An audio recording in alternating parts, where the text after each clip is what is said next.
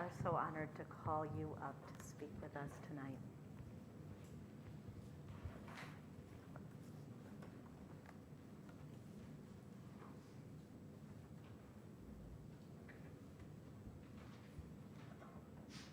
You know how the mics work, right?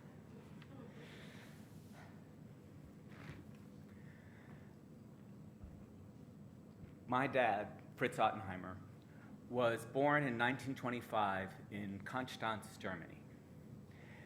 He lived in Konstanz until 1939, when he and my grandparents got permission to emigrate to come here to the United States. So he was 8 years old when Hitler came to power in 1933. He was 14 years old when he fled Germany. And he was 13 years old during Kristallnacht, the night of broken glass.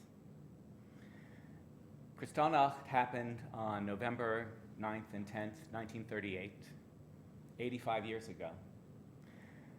That was when the Nazis organized anti-Jewish riots in every town and city across Germany. Jewish stores were vandalized, the synagogues were burned down, and the next day, all adult Jewish men were rounded up and taken away to concentration camps. When my dad was growing up, he didn't talk about his life in Germany. When I was growing up, he didn't talk about his life in Germany. But after I moved here to Boston, he decided that he needed to share his story. So he started to speak about the Holocaust. And as he was speaking, it became very important to him to find out what happened to the Jews in 3 different towns in southern Germany. There was, of course, the town of Konstanz, where he was born and raised, but also the town of Geilingen, where my grandmother was born, and the town of Rexingen, where my grandfather was born. And my dad learned something very interesting, very significant, about what happened during Kristallnacht in these 3 towns. And that's the story I'd like to share with you tonight. In Geilingen, what happened there was pretty much the same as what happened throughout all of Germany. The Gestapo agents came into town, told the town officials that they needed to start a protest against their Jewish residents. The town officials agreed, contacted some other townspeople, and then they proceeded to go out and vandalize all of the Jewish stores in the town. They forced the Jewish residents to march down through the streets. They went to the synagogue, and they burned it to the ground. Now, what happened in Konstanz was a little different than that. My dad used to say that there wasn't as much anti-Semitism in Konstanz as there was in other parts of Germany. And he thought that was because Konstanz was right on the border of Switzerland. And the Nazis themselves toned down the propaganda a little bit because they didn't want the rest of the world to know what was going on in Germany. And the Konstanz residents themselves could go over into Switzerland readily, go to restaurants there, go to stores. And so when they crossed the border, it was a little odd. The Jews in Switzerland were treated normally. So maybe the people of Konstanz were a little leery of this propaganda, a little skeptical of it. So the Gestapo agents came into Konstanz, told the town officials that they needed to start a riot against their Jewish neighbors. But the officials and the other townspeople were unwilling to do this. They said they didn't really have there was no justification for doing this. So the Gestapo agents took matters into their own hands. They went to the Konstanz synagogue, broke into it, started a fire. However, the building had recently been made fireproof. So the fire didn't catch. It generated a fair amount of smoke, and one of the Christian neighbors to the synagogue called the fire department. The fire department showed up, ready and willing to put out the fire. The Gestapo agents ordered them back to the fire station.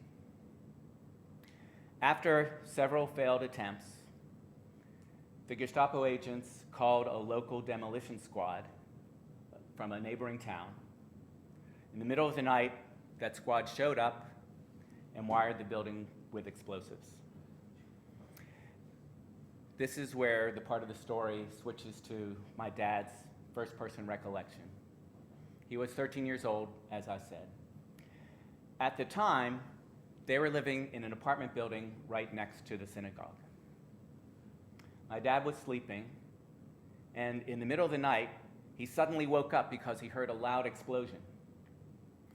He ran to the apartment window, looked out, and saw that the synagogue was engulfed in flames.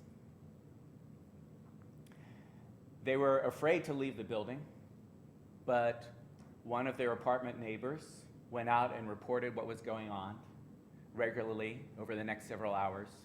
And finally, in the middle of the next day, 2 Gestapo agents showed up, announced they were there to arrest my grandfather, and took him away.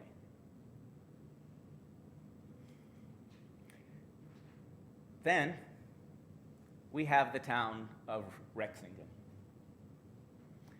In Rexingen, as happened in Konstanz, the Gestapo agents, when they showed up and told the town officials that they needed to start a riot against their Jewish neighbors, the officials said they really couldn't do that. They had no reason to do that. They and the Christian neighbors there did not want to riot against the Jews in the town. So there again, the Gestapo agents took matters into their own hands. They went to the Rexingen synagogue, broke in through the front door, started a fire, and ran back out through the front door. Then, several of the Rexingen police and firemen snuck in through the back door, put out the fire, looked around, grabbed whatever looked important to them, including the synagogue's Torah, and snuck out through the back door. And I heard this story. The question I had was, what made Rexingen different? And this is what I discovered. Rexingen was a very poor town. And everyone there was equally poor. Everyone at the same low socioeconomic level. And it was the sort of town where everyone was willing to help out their neighbor. If someone got sick, if something happened to their house or to their farm, everyone else would chip in and do whatever was necessary to put that person back on their feet again.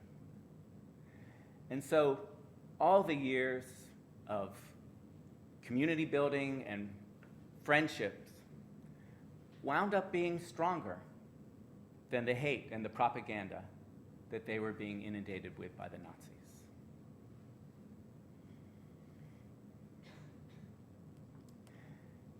There's a saying that Holocaust survivors and their families have. In fact, anyone impacted by the Holocaust.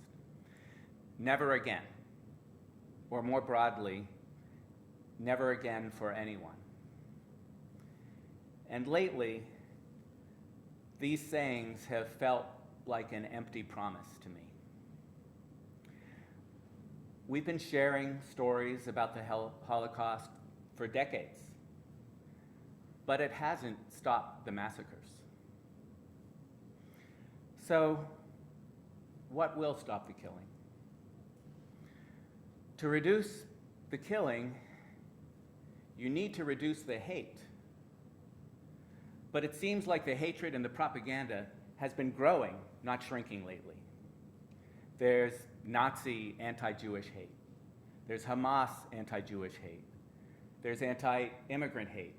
There's anti-black hate. There's anti-Muslim hate. There's anti-gay hate. The hate seems unstoppable. So maybe, if we can't stop the hate, what we need to do is to make our communities more resistant to hate, more resilient to hate, so that the hate can't grow. Maybe what we need to do is work to make our communities more like Rexingen. Perhaps that's what we're all going to need to do to fulfill that promise of never again.